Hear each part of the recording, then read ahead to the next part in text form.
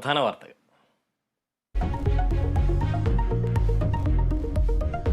അയോധ്യ രാമക്ഷേത്രത്തിൽ വിഗ്രഹം പ്രതിഷ്ഠിച്ചു. ചടങ്ങിൽ നേതൃത്വം വഹിച്ച പ്രധാനമന്ത്രി. പുതിയ കാലഘട്ടത്തിന്റെ ഉദയമെന്ന് നരേന്ദ്രമോദി. नए काल चक्र का उद्गम है. राम मंदिर के भूमि पूजन के बाद से प्रतिदिन पूरे देश में उमंग और उत्साह बढ़ता ही जा रहा है. ക്ഷേത്രം നാളെ മുതൽ പൊതുജനങ്ങൾക്ക് തുറന്നുകൊടുക്കും. അസമിൽ പര്യടനം തുടരുന്ന ന്യായി യാത്രയ്ക്ക് കൂടുതൽ നിയന്ത്രണങ്ങളുമായി സർക്കാർ.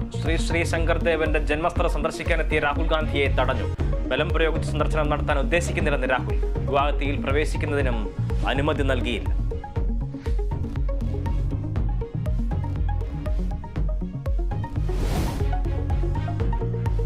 കരുവന്നൂരിൽ ED അന്വേഷണം അനിശ്ചിതമായി നീളരുതെന്ന് ഹൈക്കോടതി. സാമ്പത്തിക ഇടപാടുമായി ബന്ധപ്പെട്ട കാര്യങ്ങൾ ഒട്ടേറെ ചോദ്യങ്ങൾ ഉയർന്നു. സഹകരണ സംഘങ്ങൾ കോടീശ്വരന്മാർക്കുള്ളതല്ലെന്നും കോടതി. മസാല ബോണ്ട് കേസിൽ തോമസ് ഐസക്ക EDക്ക് മുന്നിൽ ഹാജരായില്ല. ലോക്സഭാ തെരഞ്ഞെടുപ്പിൽ സീറ്റ് ആവശ്യപ്പെട്ട INTUC. വോട്ട് ബാങ്കുകളെ തിരിച്ചറിയാൻ കോൺഗ്രസിന് കഴിയണം. തൊഴിലാളി കുടുംബങ്ങളെ ചേർത്ത് നിർത്തിയില്ലെങ്കിൽ തിരിച്ചടിയെന്നും മുന്നറിയിപ്പ്.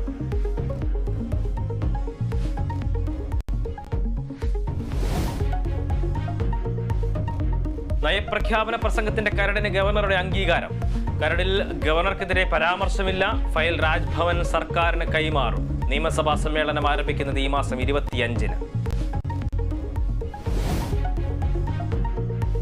രഞ്ജി ട്രോഫിയിൽ മുംബൈക്കെതിരെ കേരളത്തിന് ദയനീയ തോൽവി. രണ്ടാം ഇന്നിംഗ്സിൽ കേരളം 94 റൺസിന് പുറത്ത്. ഷാംസ് മുലാനിക്ക് 5 വിക്കറ്റ്.